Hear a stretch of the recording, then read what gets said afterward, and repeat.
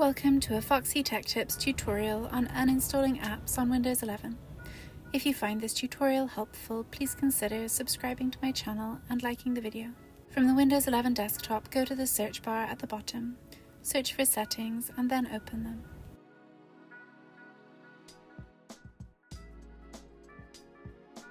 In Settings, select Apps from the left sidebar.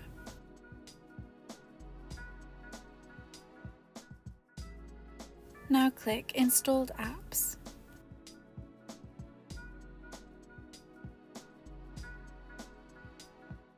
Here you can view a list of the apps installed on your PC.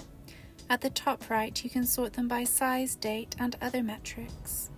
To delete an app, find it in the list and then click the three dots icon next to the app and select Uninstall.